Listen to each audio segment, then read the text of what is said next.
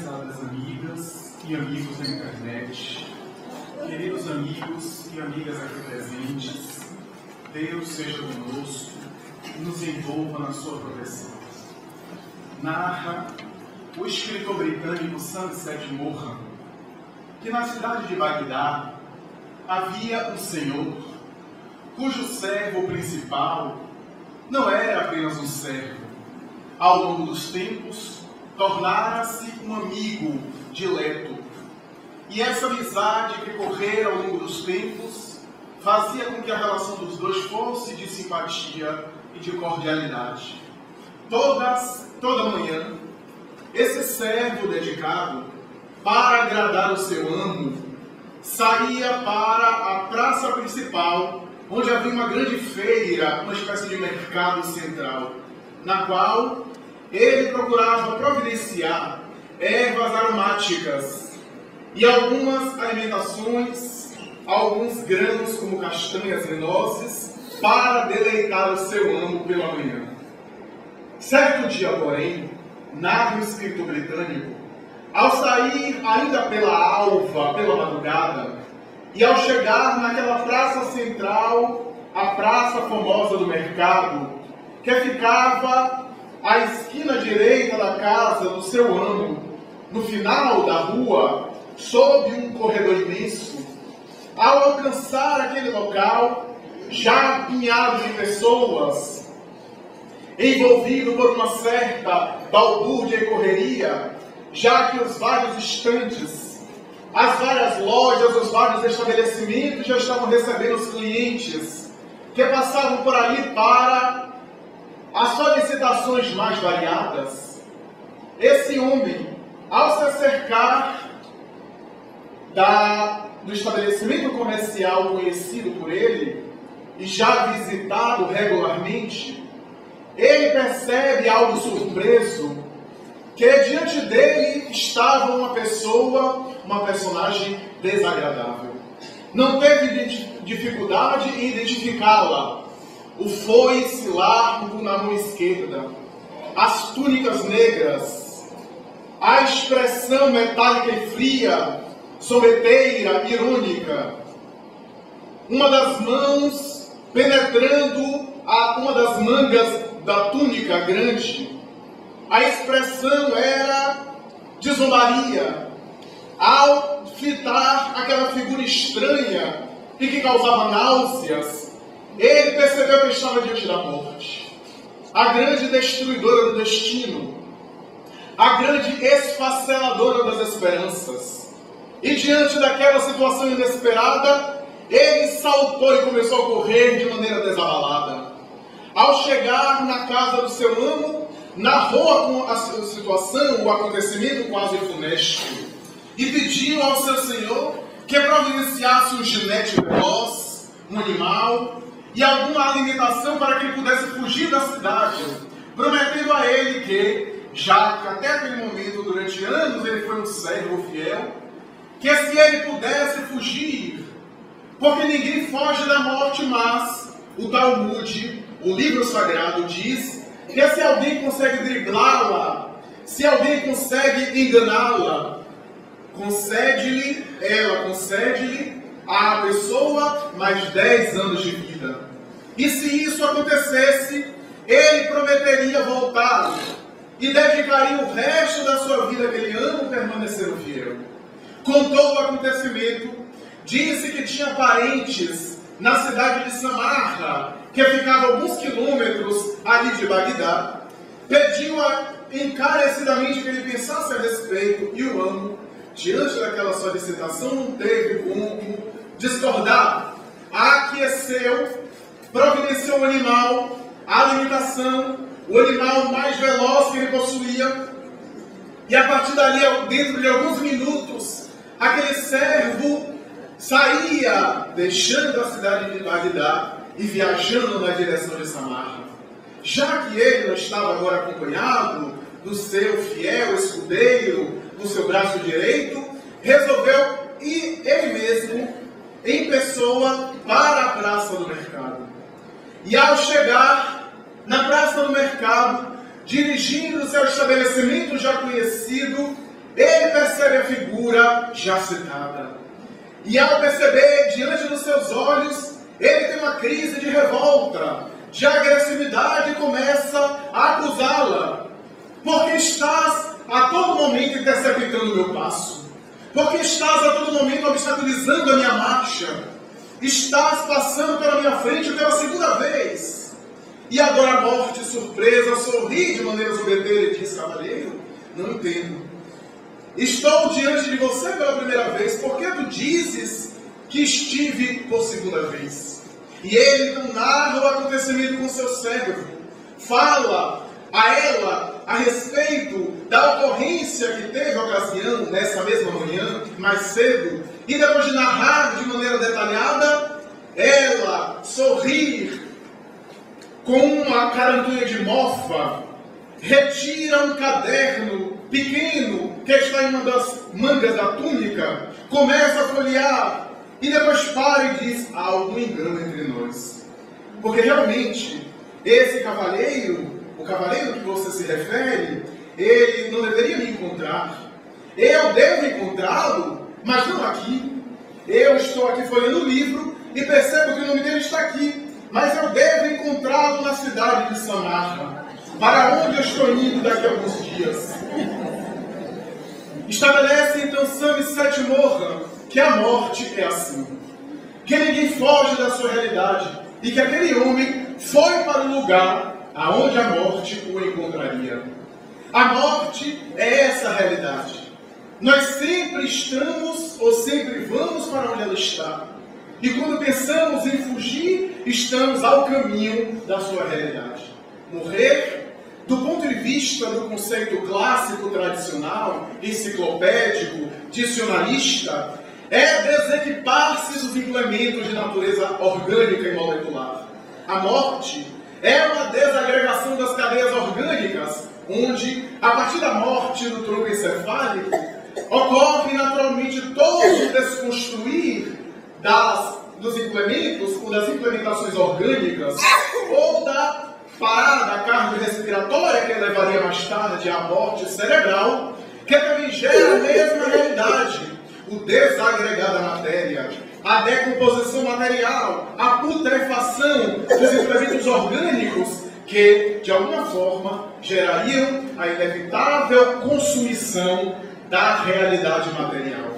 Esta é a conceituação da morte do ponto de vista biológico, do ponto de vista fisiológico clássico.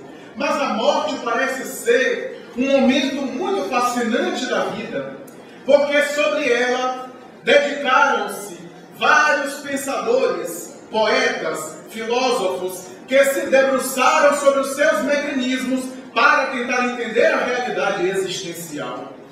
A filosofia, ao longo das épocas, desde a antiguidade oriental, tem tentado interpretar a vida, mas para tentar conhecer e conceber a vida, era necessário primeiro entender o mecanismo da morte. Porque a morte parece ser o ponto de interrogação mais fascinante da vida. E se nós queremos entender o processo da vida, há necessidade de entender o significado existencial do morrer. E isso fez com que filósofos, pensadores, se debruçassem sobre a morte para tentar entender os seus mecanismos. Segundo os historiadores, possivelmente a primeira obra da humanidade foi concebida por Gilgamesh, na Babilônia, que é um tratado a respeito da morte. Mais tarde, na Grécia, a poesia de Safo e toda a sua obra é dedicada, metade dela, a respeito da morte. Uma obra sobre a vida, mas metade dela a respeito da morte. E assim vemos que a morte, ora temida, detestada, vista com certo pavor, ora desejada, ambicionada e procurada, é sempre um mecanismo que chama a atenção e um fenômeno envolvido por muitos paradoxos. A morte é caracterizada por contradições, porque muitas vezes alcança o indivíduo jovem, em pleno vigor da idade, e preserva o ancião. Muitas vezes a pessoa em enfermidade, em estado avançado, em estado depauperado do ponto de vista da saúde orgânica, tem a sua vida prolongada. E o indivíduo saudável rico de vitalidade, tem a sua vida roubada ou ceifada de um para outro momento. A morte parece não dar aviso prévio, alcança as mais variadas situações e naturalmente chamou a atenção e intrigou as personalidades mais variadas. Porque muitas vezes estamos diante de uma pessoa, por exemplo, que se encontra em estado avançado de doença, de problemas orgânicos, e de repente, de uma hora para outra, essa pessoa começa a melhorar e até supera a situação, e outra pessoa, em estado de saúde naturalmente em vigor, gera e é vítima da morte biológica. Eu me recordo, e já contei aqui, que em São Paulo, alguns anos atrás, um indivíduo que era um deputado federal de São Paulo, ao visitar o seu amigo, irmão, no Hospital das Clínicas de São Paulo, em estado de câncer terminal com metástase óssea em estado avançado, ele ficou ali, dedicou toda a tarde, e depois de uma entrevista muito longa, de uma conversa muito prolongada, ele, ao sair do Hospital das Clínicas de São Paulo, e a mídia noticiou, ao atravessar uma rua, foi atropelado e morreu, e seu amigo sobreviveu e melhorou da doença. A morte parece ter esses mecanismos que nos chamam a atenção. E quanto mais nós a evitamos, mais estamos caminhando aos seus impostos. Mas estamos caminhando às suas pegadas. No passado, desde os filósofos pré-socráticos, a morte é examinada na poesia. A morte, ora é exaltada, ora é colocada sob um certo terror. Mas foi na Grécia, no período da Hélade, no grande florescimento filosófico, que as escolas filosóficas, particularmente a escola de Abdera, se erguem para tentar entender a morte e, por consequência, compreender o significado da vida. E, portanto, nesse período, e é nesse contexto que surgem vários pensamentos filosóficos. Entre eles, a escola de Sócrates, que não escreveu nada, mas que seu discípulo Platão procurou traduzir o seu pensamento. A ideia de Sócrates era que o indivíduo não morria, isto é, uma parte dele morria e uma parte sobrevivia. O ser sobrevivia e o não ser, que seria matéria ou a sombra, essa era desagregada com os implementos orgânicos. E a finalidade do indivíduo na Terra era sintonizar com o seu ser, com a sua essência, era se aprimorar, era desenvolver o Logos, o Deus interno, para sintonizar com a ideia, o eidos, e voltar para o eidolon, o mundo das ideias, de onde a pessoa vem e para onde a pessoa retorna. Mais tarde, Aristóteles vai dizer que há um terceiro elemento, o ser, o não ser e a inteléquia, que seria uma espécie de intermediário entre uma e outra coisa. Mas essa ideia foi contrastada e ao mesmo tempo atacada pela escola atomista grega, de Leucipo, Lucrécio e mais tarde Demócrito. Essa escola pregava a ideia de que a vida é o átomo. O termo átomo significa o não divisível. A vida é o átomo, a partícula indivisível, segundo eles, e que a vida é a agregação do átomo. Quando acontece a desagregação do átomo, do vácuo e do movimento, as propriedades, segundo eles, a vida se aniquila, o indivíduo deixa de existir. A partir dessa escola, surgiu mais tarde as visões do hedonismo grego, a necessidade de aproveitar ao máximo o momento presente e de fugir da dor, já que a vida se desagrega com as construções moleculares. Essas duas escolas, ou esses dois pensamentos maiores, de um lado, o platonismo aristotélico, de outro lado, o atomismo grego, a visão material, a visão atômica, sempre digladiaram-se ao longo dos tempos. Que mais tarde, essas palavras foram substituídas pelo espiritualismo ancestral de um lado e materialismo de outro. Essas ideias sempre estiveram em litígio, em briga, entre aspas, em litígio conceitual, em discordância de ideias, mas a grande verdade é em que o atomismo, que mais tarde foi o materialismo, pareceu sobreviver e pareceu predominar em muitas épocas, particularmente depois da descrença religiosa após a Idade Média, quando o pensamento científico se alarga, quando a humanidade começa a descobrir as fronteiras do mundo material e aquelas crenças ortodoxas, ingênuas, aquela fé fanática e dogmática perde praticamente o sentido para as pessoas que pensam dentro da ciência e surge um momento de descrença, de materialismo e parece que o pensamento materialista predominou, principalmente pós a Idade Moderna. Mas a grande verdade é que o espiritualismo ancestral está presente em várias épocas, se nós recuarmos historicamente, mesmo de maneira superficitória ou superficial, veremos a ideia da espiritualidade presente em todas as culturas. No Antigo Egito, a cultura da mumificação, a cultura da preservação do cadáver, a cultura da alimentação e das joias preciosas em torno da tumba, para que o indivíduo, depois de morto, possa voltar e encontrar a sua realidade, quando voltar pelo processo de meta-insomatose ou reencarnação, poder encontrar o alimento, as joias, os recursos para se manter no mundo material. Era, portanto, uma crença inconsciente da imortalidade, uma crença espiritual de que a alma vive, mas para eles voltava no mesmo corpo, na mesma indumentária. Apregoava os egípcios a ideia da metempsicose. Mas a grande verdade é que, segundo as tradições, há duas linguagens, as linguagens dos iniciados e dos não iniciados. Aos iniciados era passada a linguagem total da reencarnação e eles sabiam que o indivíduo não retroage às formas animais, segundo apregoava a metempsicose.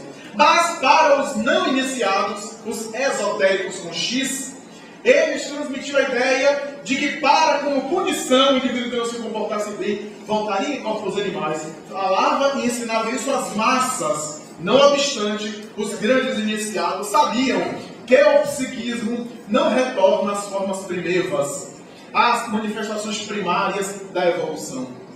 A grande verdade é que nesse Egito encontramos várias manifestações de beleza e de espiritualidade. A Índia, que parece vir antes com a cultura milenar, falava também da espiritualidade, do contato com os mortos, do intercâmbio espiritual. Mas antes dessas épocas, em um belo trabalho, alguns antropólogos perceberam que no período do homem glaciário de Huns, o homem primitivo, o período da Pedra Lascada, o período do homem de Neandertal, onde havia ainda as manifestações mais primárias das cavernas, das escritas rupestres, vamos encontrar, segundo eles, uma caveira, ou uma face, uma cabeça humana, sempre voltada para o oeste, às portas das cavernas.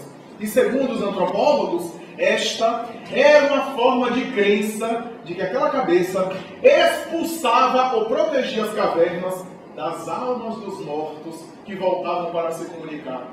Revelando, portanto, que a ideia da imortalidade não é fruto de uma educação convencional, de uma educação religiosa do Ocidente, não é fruto de informações específicas de determinadas religiões e de determinadas culturas, porque esses povos viveram antes da chamada civilização constituída, eram os períodos pré-cambrianos, eram os períodos primários da evolução, e eles já tinham a intuição de que há uma vida após a morte. Nas escritas rupestres, nós encontramos vários desenhos e escritos em referência à vida espiritual, ao homem que morre e volta para se comunicar com aqueles que estão vivos ainda. Várias referências, demonstrando mais uma vez que não é apenas fruto de uma educação, fruto de uma informação formal, mas sim uma intuição no inconsciente profundo que o ser humano traz a respeito da imortalidade. Vamos encontrar mais tarde nos povos pré-colombianos, nos povos da América Central, nos povos da Guatemala, no México, a ideia da serpente voadora, que significaria imortalidade e o retorno pela reencarnação. Os maias, os incas, os astecas, têm várias referências da vida imortal, da vida espiritual, da sobrevivência ao túmulo, que eles se referem nos seus escritos aqui no Brasil. Temos a crença antiga do Deus Tupã, que protegeria as criaturas e que depois da vida o indivíduo seria levado ao paraíso, que segundo eles ficaria nas cabeceiras do rio Solimões. É, portanto, uma crença antiga, uma vivência que se repete, um conceito que para Carl Gustav Jung seria um arquétipo, um padrão universal, ou uma tendência universal que se repete, demonstrando que no inconsciente há um conceito de imortalidade. Nas religiões encontramos várias referências, porque toda a história das religiões é de contato com os mortos. A história dos vários livros sagrados, o Vedanta, a coleção de livros sagrados da Índia com mais de 3.000 anos de existência, o Bhagavad Gita, se refere à imortalidade da alma, ao contato com os mortos, há várias referências. Vamos encontrar também no livro dos mortos do Egito, no livro tibetano dos mortos, do Bardo Todol, também referências a respeito da espiritualidade. Várias referências, e a Bíblia é rica de fenômenos de contato com os mortos, fenômenos especiais, desde o Antigo Testamento, quando o rei Saul dialoga com o espírito de Samuel, através da pitonisa do Endor, a sensitiva do Endor, porque ele pede para que Samuel volte para lhe orientar, e ele volta para dizer a ele que parasse com a guerra que havia desencadeado. Mais tarde, encontramos no Novo Testamento, mesmo no Antigo, quando Moisés recebe as tábuas da lei, os 10 mandamentos, uma espécie de psicografia na pedra. Mais tarde encontramos Jesus sendo vítima de vários intercâmbios espirituais. Ele que era conhecido como o Senhor dos Espíritos, que dialogava com os mortos, que era previsto antes do nascimento, que contactou com vários, desde os chamados possessos ou endemoniados, vítimas de interferências agressivas, de interferências perversas, até o momento em que ele sobe na montanha do Tabor e conversa com duas personagens célebres da cultura hebraica, o legislador do povo, Moisés, e Elias. Ambos já estavam mortos há no mínimo 500 anos. Apareceram os dois ali que conversam, e a Bíblia, o Novo Testamento, se refere a esse diálogo, o momento da transfiguração. Pedro, admirado, aquele fenômeno extraordinário, que é a primeira sessão, talvez, a primeira sessão espírita de materialização, que acontece ali com eles, e depois que Jesus morre, ele volta na ressurreição, e aparece a várias testemunhas, a Maria de Madalena, no cenáculo diante da sua mãe, dos apóstolos de Tomé, que estavam vacilantes.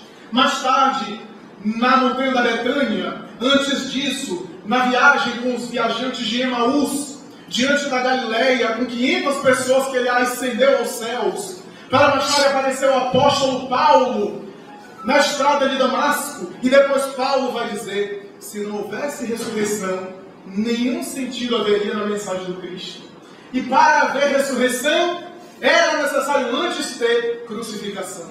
Era, portanto, a mensagem de Paulo falando de imortalidade. Mas os historiadores, alguns que não eram religiosos, portanto insuspeitos, se referem a fenômenos paranormais. Plutarco se refere que Brutus, de vez em quando, nas suas cabanas, na guerra que ele desencadeou com Marco Antônio, que mais tarde se suicidou com Cleópatra, e Otaviano, o segundo triunvirato romano, e em uma batalha com o exército de Otávio, na cidade de Filipos, antes de acontecer a batalha, diz Plutarco, na sua cabana, pela madrugada, ele percebe uma pessoa, tira a espada da bainha para atacá-la, e aquele homem, aquele ser transcendental, olha para ele e diz: Brutus, eu sou teu anjo mau, e venho te dizer que aqui na cidade de Filipos, tu experimentarás o látego da minha punição, tu experimentarás a minha vingança, eu te persigo há muitos anos. E Brutus vai: vamos ver se eu não te enfrento. E aquele ser desapareceu diante dos seus olhos,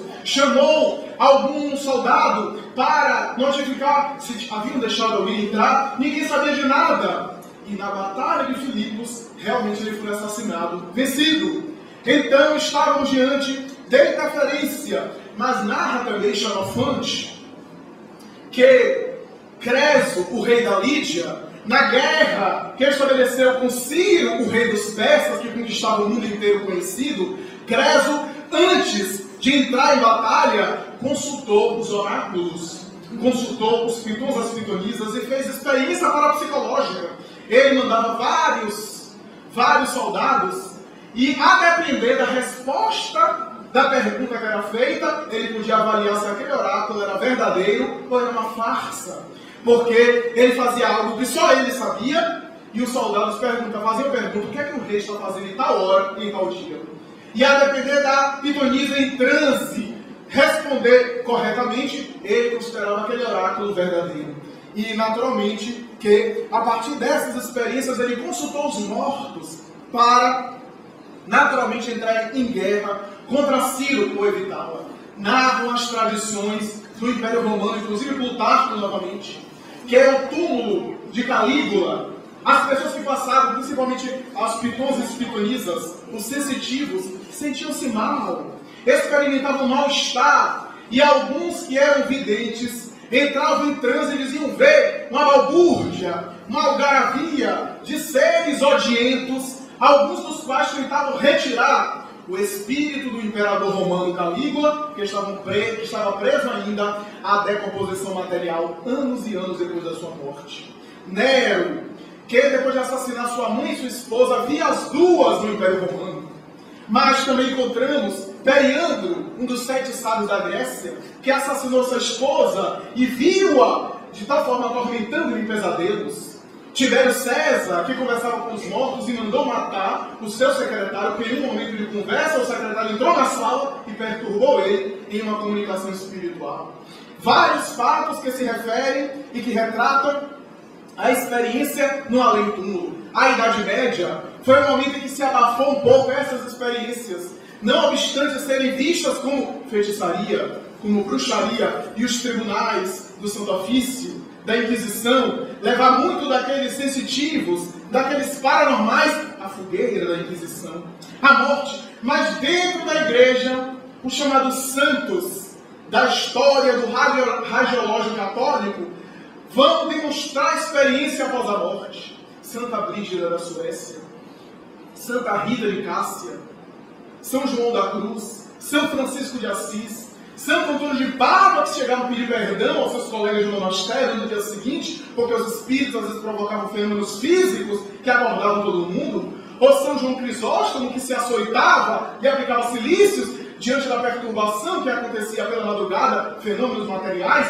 com os quais ele conversava com os espíritos. Santa Teresa d'Ávila, que levitava no ar, a semelhança mais tarde de São Cupertino, e que dava provas notáveis da sua paranormalidade, que escrevia em estado de transe automático e mecânico, que tinha evidências, clareaudiências, de tal forma que surpreendia o clero na sua época, ou Lutero, o grande reformador, que dizia ver demônios, diabos, perseguindo e atrapalhando a missão que Jesus havia lhe confiado, como grande reformador do pensamento protestante. E vários outros, veremos sempre a experiência do além-túmulo, o contato com os mortos, que pela tradição da igreja medieval era visto como milagres. Dante Alighieri, que foi vítima de saída do corpo, e através do poeta Virgílio escreveu a Divina Comédia.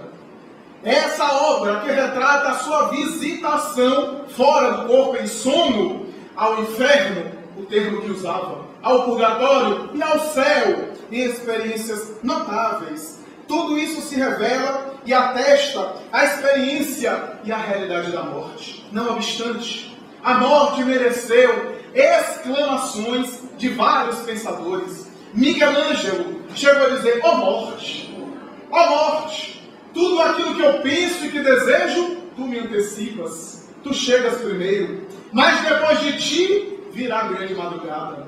Friedrich Nietzsche, que dizia: é uma tragédia morrer. Por que morrer? Mas por outro lado, Voltaire dizia: se nós morremos uma vez, por que não morremos 2, 3, 4, 10? Porque o mais difícil é fazer a vida e não permitir que ela se repita. O mais difícil, dizia ele, é fazer a semente, e depois de fazer a semente se repetir é muito fácil. Era, portanto, a ideia do pai da enciclopédia. E assim por diante veremos várias referências à ideia da morte. A morte, ora, é detestada, como dissemos, ora, é ambicionada. O fato é que aqueles que querem, vão. Aqueles que não querem, também vão. Não há lugar para negativas. A pessoa pode protelar, pode postergar, pode tentar evitar, mas não há jeito. Ah, não quero, não tem lugar. Não, sempre é um lugarzinho, sempre é uma vaga. Não há jeito. E por mais que evitemos de falar sobre o assunto, isso não evita de estarmos mais próximos. Porque do ponto de vista filosófico, quanto mais velhos estamos, mais próximos da morte estamos. Mais antecipando o processo, porque estamos morrendo, entre aspas, a todo momento, por conta das alterações moleculares, as alterações da matéria, e o minuto que passa não volta nunca mais. A hora que se passou é uma hora a mais perto da morte. É a realidade. Então nós evitamos, até os religiosos, os espíritas também. Eu vejo pessoas dizendo um tema como esse, por exemplo, eu já sugeri em alguns momentos falar, quando me deixam um tema livre, em algumas casas, e as pessoas dizem, já ouvi pessoas dizendo, não falemos sobre esse tema não, que é muito pesado. Eu pensei que a doutrina espírita era para examinar tudo isso, inclusive prepararmos para isso que é inevitável. Mas já que é muito pesado, deixemos para no momento que aconteça isso. Porque nós temos essa ideia. O fato de a gente não pensar, ela não existe. E a gente acha que nunca vai acontecer conosco. É sempre o vizinho. Mas o vizinho acha que o vizinho dele é a gente. E aí que está o problema. Então nós sempre achamos que isso acontece com os outros. Não, eu sou muito jovem. A gente sempre acha que é muito jovem. Eu já contei aqui que eu vi uma entrevista de um homem que tinha 110 anos ou 112 anos. E o menino dele, o menino mais velho, tinha 90. E ele dizia como se fosse uma tragédia se ele morresse. Porque meu filho mais velho, meu primogênito, imagina. A gente sempre quer dar mais um jeitinho. Quer, mas uma hora não tem jeito. Uma hora teremos que enfrentar essa realidade. A doutora Elizabeth Kubler-Ross examinou, se intrigou tanto em relação à morte que criou uma ciência, a tanatologia, a ciência que estuda a morte. Ela chegava aos seus pacientes terminais e perguntava: o que é que você pensa da morte? O diretor do hospital ficou intrigado. Disse: como é que você vai perguntar isso a uma pessoa que está morrendo? Diz: é ela que sabe mais do que eu, porque eu mais comigo. Eu não sabe dela. Então eu vou perguntar. Porque havia um tabu em relação à morte. E a grande verdade é que os pacientes queriam falar, estavam angustiados. Sabiam que estavam morrendo. E precisavam conversar sobre o assunto. E ela percebeu que à medida que conversava, eles até agradeciam. Então, no momento da morte, ela falou: o que você acha da morte? E ela interessante, que ela colheu vários depoimentos. Vários. Pessoas que tinham 2 semanas de vida, eles estavam de leucemia avançada, estado de câncer. Em situações muito graves. E ela entrevistava. E ela percebeu que muita gente dizia, quando ela perguntava: se você tivesse 2 meses de vida, a pessoa, 2 meses é muito tempo. 2 meses? Ah, eu faria tanta coisa que eu fiz. Por exemplo, eu procuraria amar. Uma senhora que chamou muita atenção dela disse: eu procuraria amar. Mas a senhora não amou? Não. Eu achava que não era amada por ninguém, mas era eu que não amava ninguém. Casei-me 4 vezes e me separei achando que ninguém me amava. Mas era eu que não me amava a mim mesmo e por isso não amava ninguém. Eu sempre fui uma mulher amarga. Meus filhos, eu dei coisas para não me dar. Porque às vezes a gente dá coisas para os filhos ficarem entretidos e a gente se desobrigar. E não se doa, não se abnega, não se entrega. Eu faria alguma coisa totalmente diferente. Eu valorizaria outras coisas, como nascer do sol, como contemplar de amanhã, que eu nunca observei e agora estou valorizando essas coisas simples. Porque o verdadeiro significado da vida está nas coisas simples. E ela se refere, então chamou a atenção Elizabeth Kubler-Ross. Essa ideia, e mais tarde, como grande psiquiatra, ela, depois de examinar muitos pacientes, ela vai dizer: existe a vida após a morte. Constatei, porque alguns pacientes que morreram nos meus braços e que prometeram: doutora, se existe vida após a morte, que eu não acredito, eu volto para demonstrar à senhora. E apareceu. Vislumbrar, e ela desenvolveu uma notável sensibilidade, de tal forma que mais tarde, já faleceu, em 2005, ela vai experimentar uma série de derrames cerebrais, de acidentes vasculares cerebrais. Cerca de 7 acidentes. E toda vez que ela sofria um acidente desse, ia ao hospital e saía, ela dizia: por que isso? Por que não logo despertar na grande pátria? Eu sei que a morte é apenas abrir uma porta, fechar a porta, passar por outro lado. Eu estou, inclusive, ansiosa para ir para a verdadeira vida, o verdadeiro lar. Deu esse depoimento em cadeia pública, em mídia aberta. Essa realidade, que segue de alguma forma os passos de Moody Júnior, o grande psicólogo nova-iorquino, que examinou os estados de experiência quase morte, lançou a obra Vida depois da Vida, e ele vai dizer, em um congresso de psiquiatria em Porto Rico, recentemente ele disse, para mim, a morte é uma espécie de portal. É como uma roupa que está gasta, e a gente tira a roupa e coloca outra. Ou uma porta que se abre e nós entramos. Disse ele isso, e não é religioso. Não tem nenhuma vinculação com religião nenhuma. Mas esses passos, essas colocações, chamam a atenção. Não faz muito tempo que um psiquiatra e um jornalista do The Times de Nova York lançaram uma obra resultado das suas experiências de regressão de memória. John Wilton e Joy Fisher, Vida, Transição Vida, onde através da regressão já conhecida, eles não regrediram a personalidades anteriores de reencarnação, mas regrediram para o período entre uma vida e outra, para examinar. E eles vão dizer, depois de examinar mais de 2.000 pacientes, eu percebo que a vida física é uma consequência dessas experiências anteriores, desses anseios, desses medos, e a vida continua após a morte. De alguma forma, seguindo os passos de Joseph Brent Riley, o pai da parapsicologia, que na Universidade de Duke declarou, depois de examinar vários fenômenos de telepatia, de clarividência, de telecinesia, fenômenos da parapsicologia, eu chego à conclusão que há alguns fenômenos para os quais não há outra explicação senão a sobrevivência. A vida continua após a dissolução molecular. Lord Bacon, no entanto, no século XVI, declamou uma frase que a mim me chama a atenção. Ele diz o seguinte: uma filosofia superficial leva a mente do homem ao materialismo, mas uma filosofia profunda leva o indivíduo ao verdadeiro espiritualismo. Lord Bacon parece ser um visionário. Porque logo depois entramos no século XVII e veremos as grandes revoluções científicas de Isaac Newton, de Galileu, de Copérnico, os grandes pensamentos de Descartes, que formariam os pródromos da ciência, mas a frase dele foi antes. Ele já vislumbrava uma filosofia superficial, leva a pessoa ao materialismo, mas uma filosofia profunda leva o indivíduo ao espiritualismo. Essa filosofia profunda que levaria o indivíduo à verdadeira religião, ao verdadeiro espiritualismo, surgiu séculos depois, a 18 de abril de 1857, quando o professor Hipólito Leon Denis Arribas, cognominado com o pseudônimo de Allan Kardec, apresenta o Livro dos Espíritos em Paris, uma obra que sintetiza todas as religiões, que procura sintetizar a essência de todo o pensamento religioso, explicado de maneira clara, de maneira lógica, sem metáforas, sem figuras parabólicas, em uma linguagem literal, objetiva, com todo o rigor da experiência da ciência, da vivência de laboratório, porque Allan Kardec utilizou a mediunidade como cobaia, utilizou os médios como objeto de estudo e constatou que somos espíritos mortais.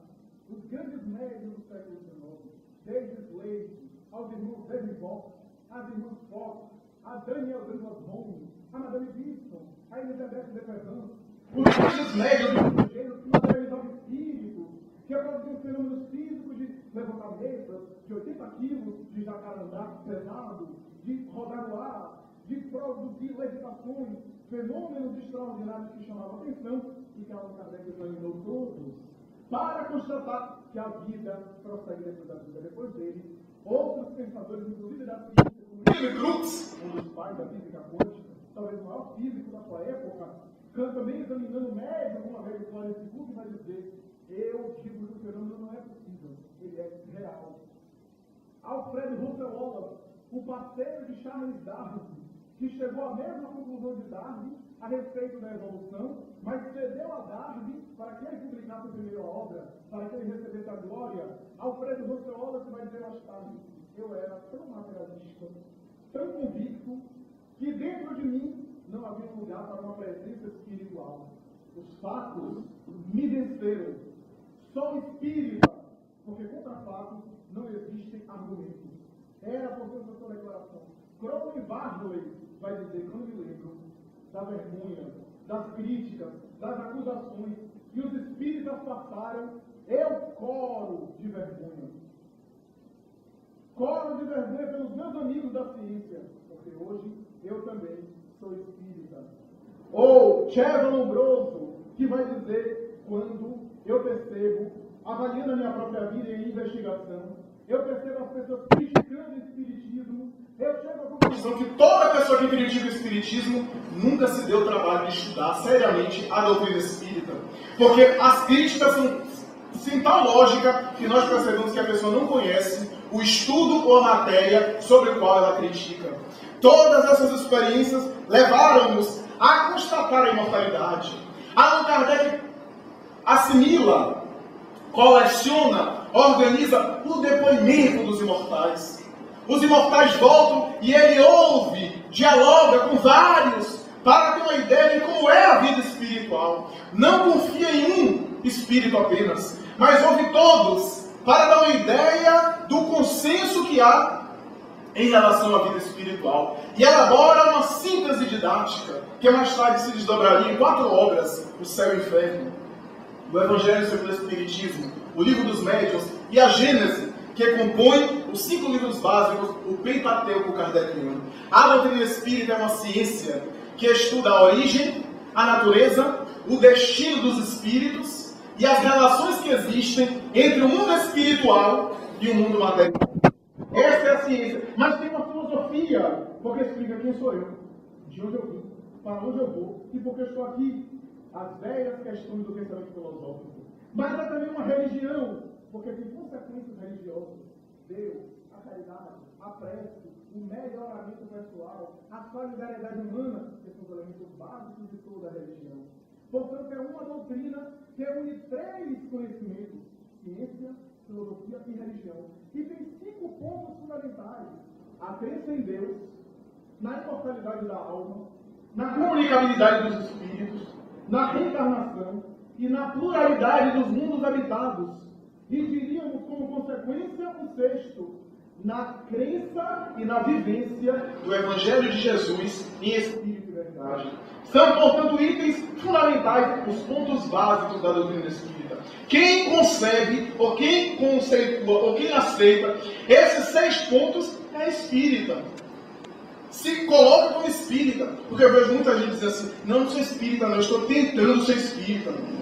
Deixe de tentar, saia do muro. Assuma. Mas eu ainda não pratico.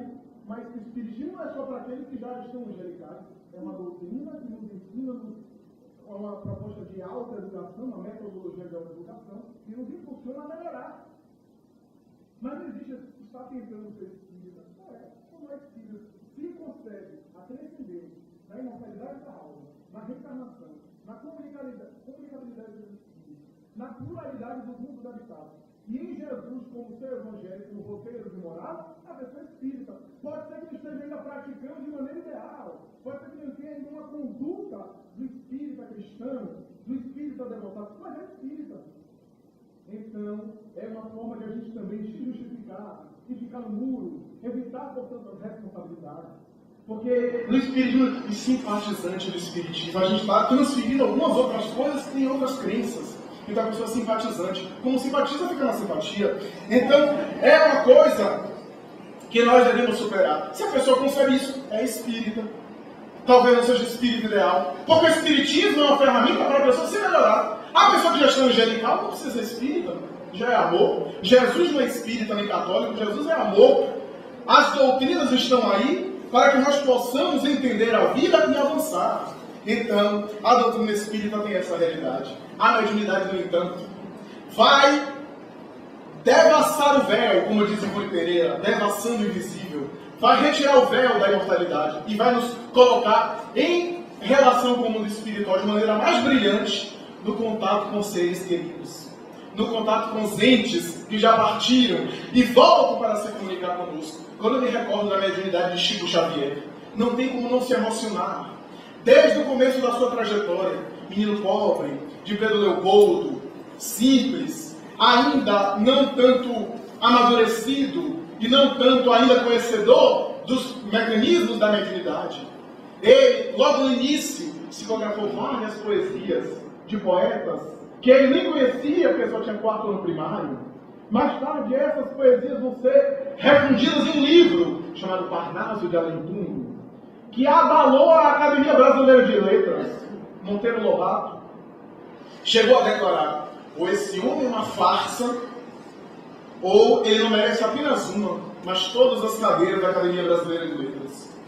Porque Eugênio, ele não copia apenas Castro Alves ou Junqueira, ele copia Augusto dos Anjos, ele copia Cruz de Souza, ele copia Alta de Souza, ele copia vários poetas com estilos diferentes, com todas as características. Agripino Grieco, grande crítico literário e especialista em verbo, examinou Chico Xavier várias horas, as psicografias que surgiam, e depois de examinar, ele vai declarar de público: não acredito nos mortos que vivam, não acredito na mediunidade, não acredito nesse contato, mas quem escreveu tudo aquilo dali foi Humberto de Campos. Como? Eu não sei.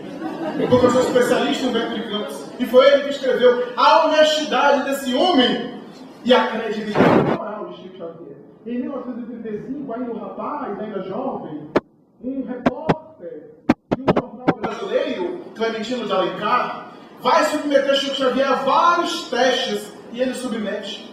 Às vezes, Clementino de Alencar chegava a Chico Xavier, altas horas da noite, submetia, e pela manhã do dia seguinte já estava ele lá. E o médico, nacionalmente, trabalhando, sentado na mesa, e dizia: Chico, vamos receber a mãe agora? E não sei, eu vou pedir a ele, porque estava assim, entrando de cima.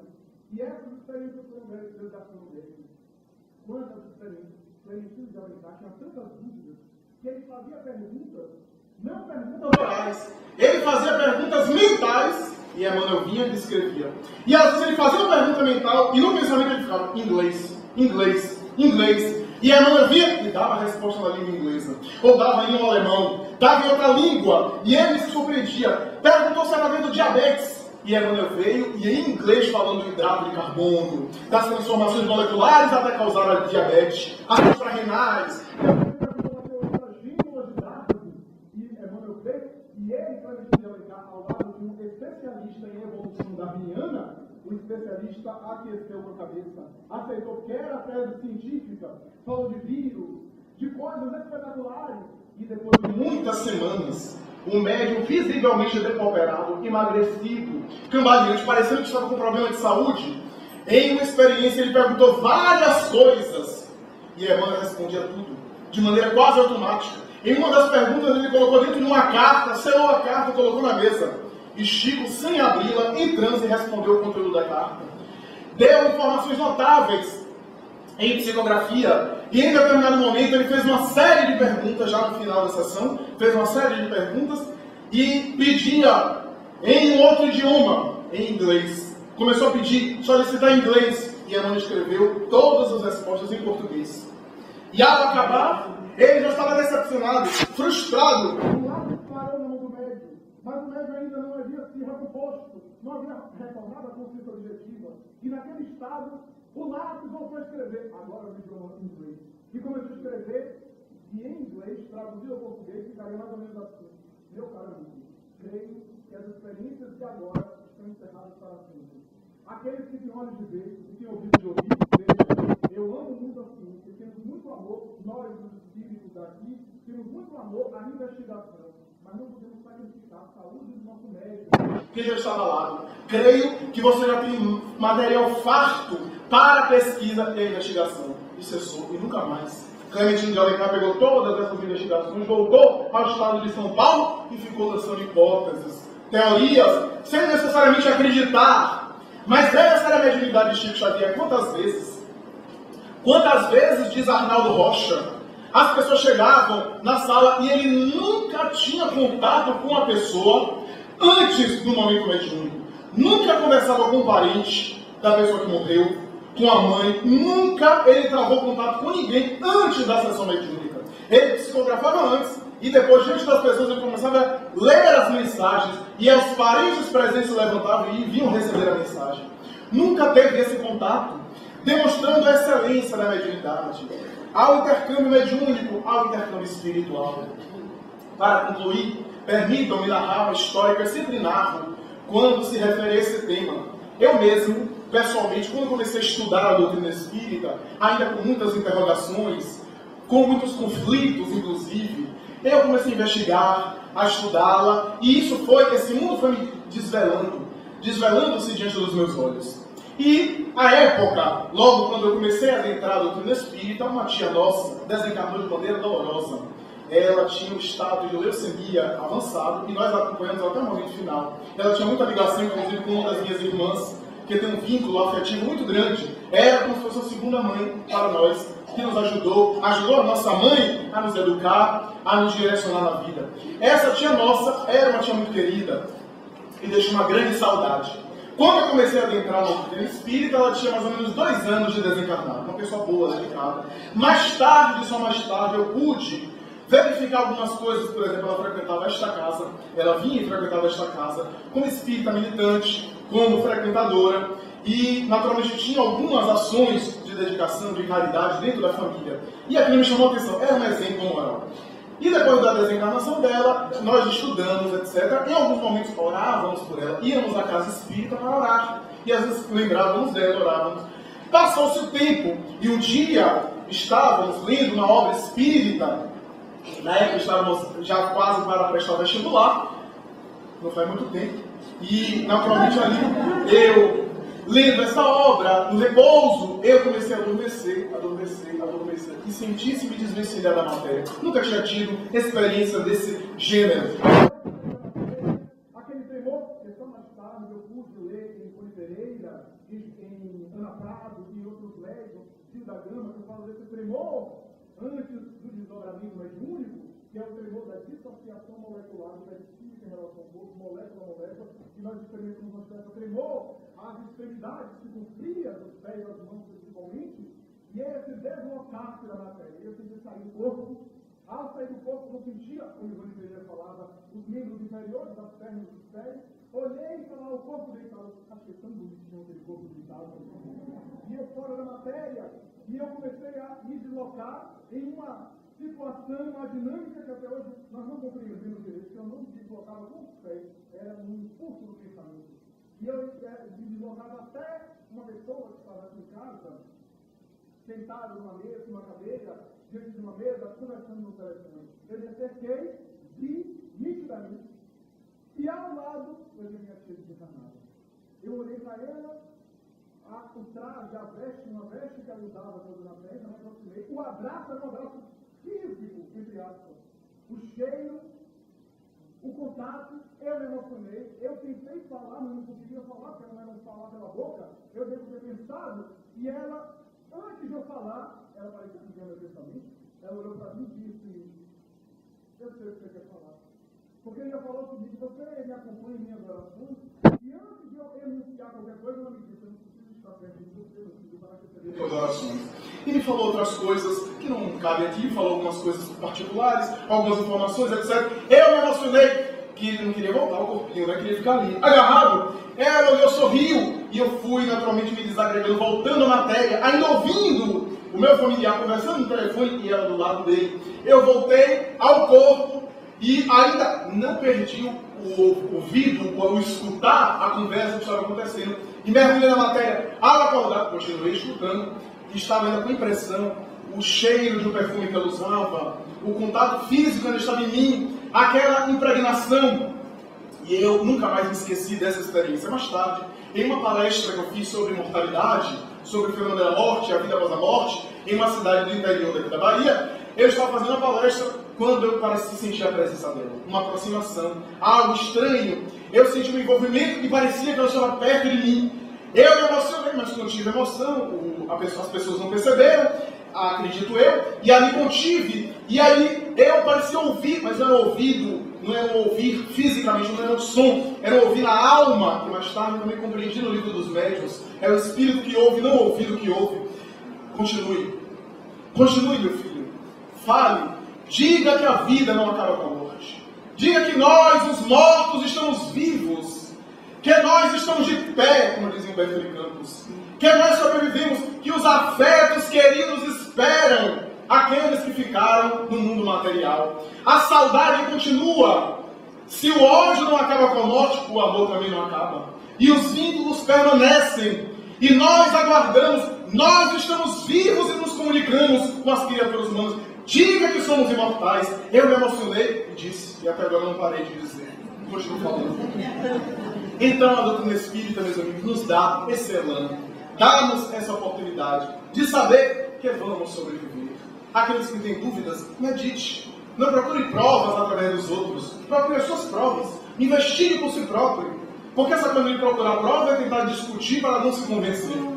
É necessário, portanto, que o indivíduo faça a avaliação. Procure ver também as investigações dos outros.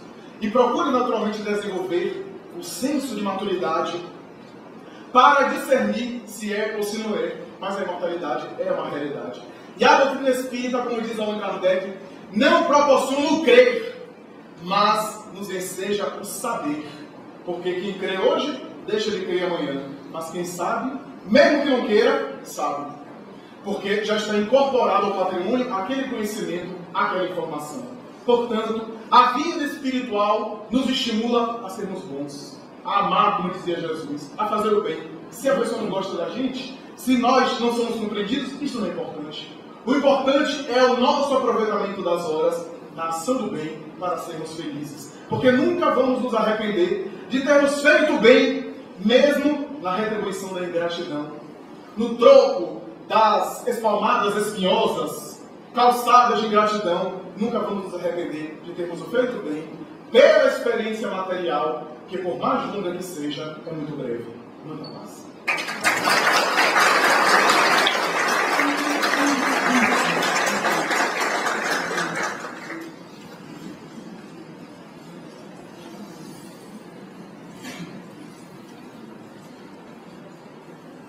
Companheiros, a gente dispõe agora de 10 minutos ou 3 questionamentos pertinentes ao tema trazido pelo nosso amigo Flávio. Naturalmente agradecer a presença de Flávio e a explicação. E costumamos dizer que existem muitos ouvidos aqui para ouvir muitas vozes para serem refletidas. E nesse momento gostaríamos de saber, na passagem, se não me falha a memória, de Francisco do Chico Xavier, quando ele fala que existe, digamos assim, na despedida do corpo, muitos choros, meios familiares. E no céu, assim dizendo, no plano espiritual, existe muita felicidade. Você poderia me ilustrar mais nesse momento? Sem dúvida nenhuma. Na verdade, a afirmação está correta.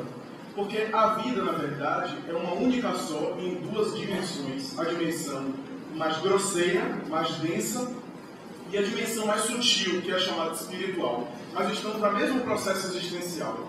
Aqueles que partem numa espécie de viagem, é verdade, para a imortalidade, permanecem com saudade daqueles que ficaram.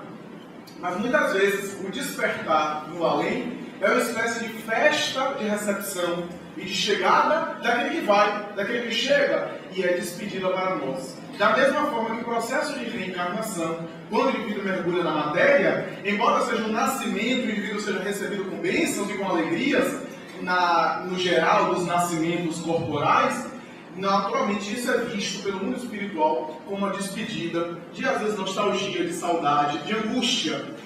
Até maior. Helen Lamba, a notável psicóloga americana, PhD em psicologia, ela diz nas suas regressões que os pacientes em estado de regressão tinham e vivenciavam muito mais angústia no nascer, no momento do nascer, do que no morrer. Aliás, ela repetiu Allan Kardec, porque Allan Kardec chega a dizer no Livro dos Espíritos: nascer ou reencarnar é entrar numa prisão, morrer é sair dela. Porque o mergulho na carne é uma espécie de aprisionamento na matéria. Nós estamos limitados no corpo. E o espírito sente uma certa angústia, porque não sabe se vai se sair bem, não sabe se vai fazer as escolhas acertadas, não sabe se vai se perder pelo caminho. E, naturalmente, esse mergulho é feito de alguma aflição. E é natural que haja também saudades e despedidas. Realmente, ouvi falar que no momento do desencarne, contatos de comunicação. Eu não queria falar isso para não ser mais ontem uma pessoa que não morreu, isso estava aqui. quando você perceber. Desenvolvendo as funcional. Mas por que esse contato? É comum às vezes, no momento da morte, esse despertar, seja do moribundo que muitas vezes vê, parentes que já chegam, porque à medida que o corpo vai enfraquecendo, os laços do perispírito em relação ao corpo se afrouxam, e a percepção do indivíduo em relação à vida espiritual se acentua. Então, na tradição de todos os povos, e se nós investigarmos na tradição de todas as famílias, nós vemos algum membro familiar, que antes do processo do falecimento total, disse ver algum parente, disse que algum parente estava próximo do leito de morte, começou a falar de alguém que já morreu há muito tempo da família, que muitas vezes vem recepcionar, e que normalmente é visto pelos profissionais de saúde em geral, como sendo alucinação, como sendo algum resultado de algum mecanismo químico sensorial. Mas por que uma alucinação justamente de um parente que morreu? Por que não uma alucinação de alguém que está vivo? Ou de alguma coisa que não tem nexo? Por que alguém que vem, e que quase sempre na tradição familiar vem, olha, vem receber você, estamos aqui, etc., conversar com a pessoa. Por que essa alucinação coletiva sempre com o mesmo tema, e não com um tema diferente? Então, na verdade, são recepções que acontecem. Da mesma forma que o desencarnado, embora não tão comum, o recém-desencarnado, que ainda está em processo de adaptação, ele pode aparecer a algumas pessoas, ele pode se fazer visível ainda nesse estado, o que não é tão comum, porque às vezes ele não tem condição. Mas o que eu queria dizer é que a morte, como é a realidade para todos nós, a desencarnação para todos nós, é também um processo que nos ensina ao despertar da consciência e, naturalmente, ao amar a todos indistintamente. Os bons espíritos costumam dizer que a morte de alguém querido é uma das dores mais cruéis que nós podemos vivenciar. Porque, por mais que tentemos compensar, sempre fica um vazio. É como se algo de nós também morresse com ele. Parte de nós vai com ele.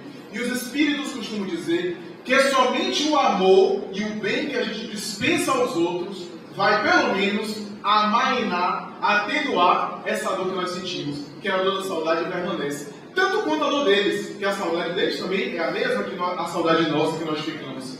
Então, eu diria que essa dor, essa falta permanece. Mas a nossa postura é a orar em relação aos mortos, né? Os nossos mortos que estão vivos, aos nossos seres queridos, e ao bem que a gente dispensa para, através disso, pelo menos ir atenuando esse grande vazio, esse grande espaço que ficou dentro de nós. Mais uma.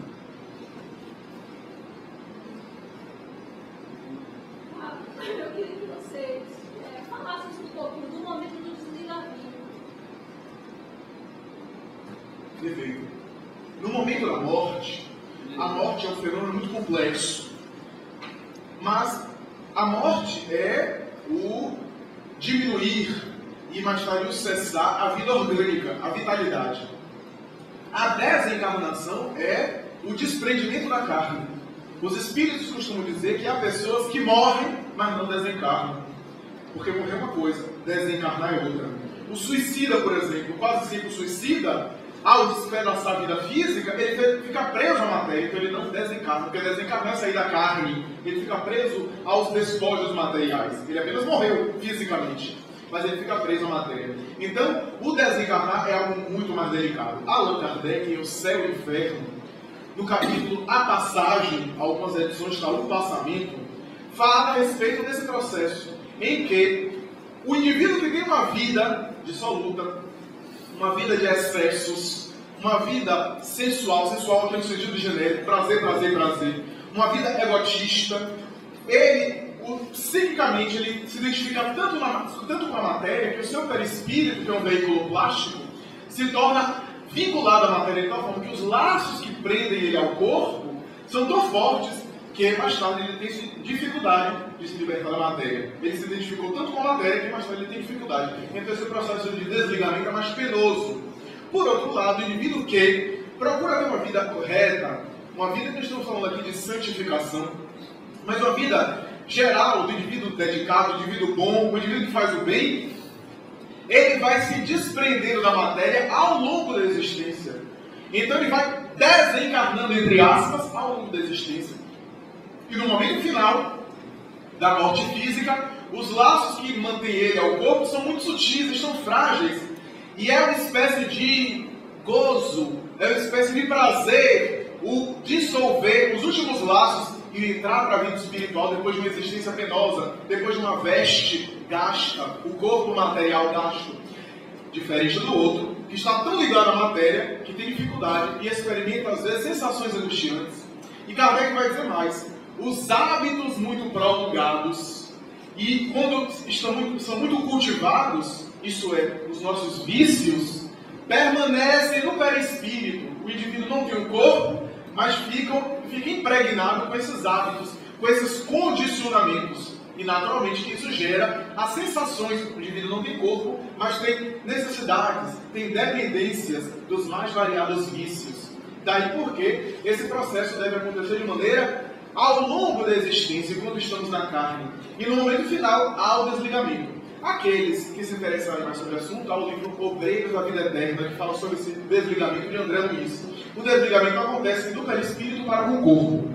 Segundo os benfeitores espirituais, os espíritos responsáveis pelo processo de desencarnação, a depender do nosso merecimento, nós recebemos ajuda no momento da desencarnação, e segundo eles, há um processo de cirurgia, que a morte é uma espécie de cirurgia, de desligamento, que começa dos pés, o desligamento, até o momento em que alcança o cérebro, o chakra coronário, que é o vínculo, esse cordão, que o povo acha que é o cordão umbilical, não, que é o chakra coronário, que é o último cortar, o último dissolver e retirar, que é a ligação do espírito, do perispírito para com o corpo. Então, normalmente é das extremidades inferiores até o tronco cerebral, o chakra coronário, para desligar da matéria. Então, é esse processo de desligamento que ocorre.